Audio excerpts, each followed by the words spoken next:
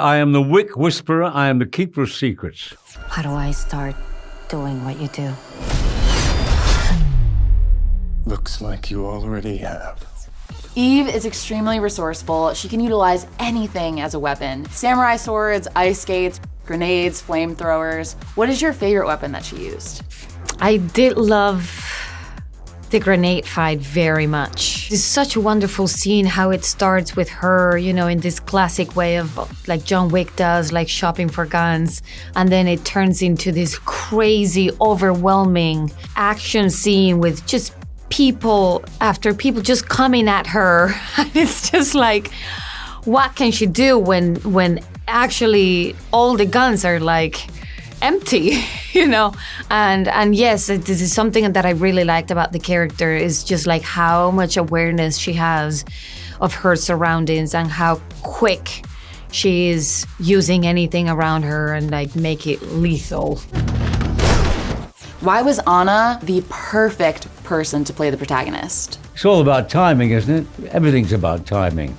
I mean, I remember she was the best thing in that Bond movie a few years ago, which I remember seeing. People said they wanted the character to come back again in the movie. You go, no, it was perfect, that opening sequence. And we went, wow, that was great. Where is she? And then you miss her.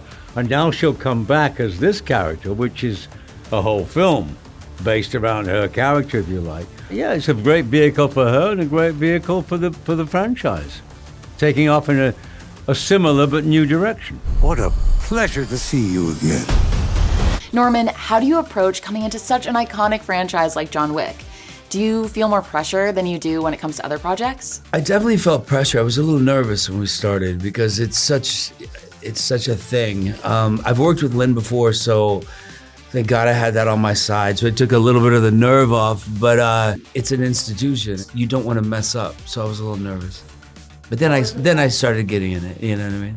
What was the best direction that Len gave you? Ooh. In life? Offset? It's too much. I think he just told me just to have fun. Like, and then your attitude going into it was like, it's gonna be, because actors go in and they're a little nervous starting, especially with something so big, and it's nice to have somebody that, has your back right off the bat, like a familiar face. So that alone helped me tremendously right off the bat. You have no idea what you just walked into.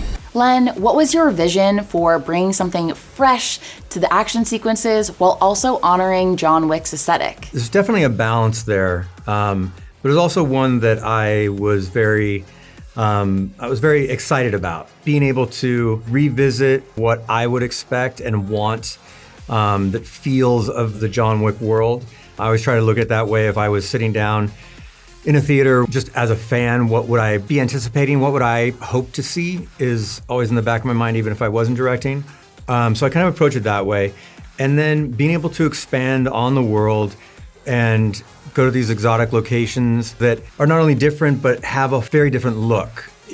John Wick hasn't taken us to a snow-filled Alps mountain environment. Our world was more of a rugged stone, wood, kind of environment that is different than what we've seen. So that was just something exciting to bring a new look and world and how to create still a noir, cool flavor to that kind of environment.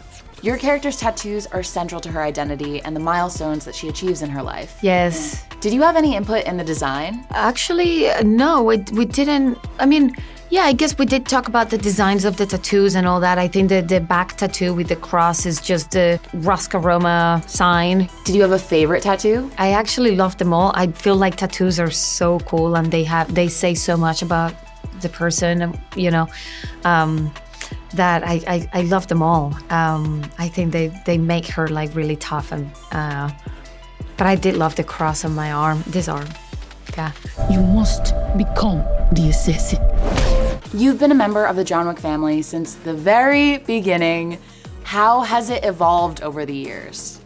I think naturally and really well. It seemed a perfect time to bring in a female lead. It's been talked about for about 6 years now, and they finally did it.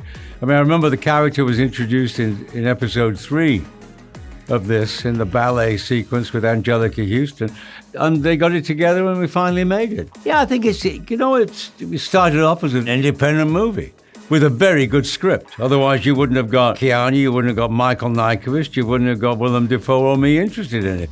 Chad did a great job directing it, and it's been the same team ever since. The producers, Basil and Erica, and Chad, and Keanu. The writer, Derek, stepped away after 2, but still in contact with the writers, Michael and Shay, who've done all the 3 ever since. So there's a continuity, which I think is important in a show like this, you know. And it's also the sly humor. It never tries to be clumsily humorous like a lot of these kind of films do. Like they have to have quick repartee, which they, but no, they're sort of, and the fandom of the sort of John Wick world, which is about the world of stunts, it sort of crosses a line. I mean, number 3, which had all those fanboys and the stuntmen bowing, oh, it's an honor to fight you, Mr. Wick. It was really interesting to cross over into that and see the respect of martial arts. I mean, when people go, oh, it's a real... Films are wonderful things when they happen and when they evolve and when they're a success. Everybody wants to be part of it. And there's something like this which takes you away from the real world for 2.5 hours, and you enjoy it, then you bet, wow, that was great. You either want to see it again, or you want to see it the next time it comes around, see it again and again if you can. So it's nice to be part of that down the years. People remember it as this great franchise that went on. And who knows how long it could go on for, as long as Keanu feels up to it. Or as long as Anna feels up to it. Buena suerte, señorita. At IMDb, we're all about trivia. Is there a piece of trivia that we can add to the film's IMDb page? The plate sequence that we did, the plate fight, they'd asked me, how many plates do you think we're gonna need? Breakaway plates. And they're very, very delicate. So even picking them up, they could break. They have one job and they do it well. And so you have to be very delicate. I thought it was gonna be a piece of cake. It ended up being a very difficult scene for them just not to break. Anyways, they said, is 100 plates gonna be enough? And I said, that's more than enough.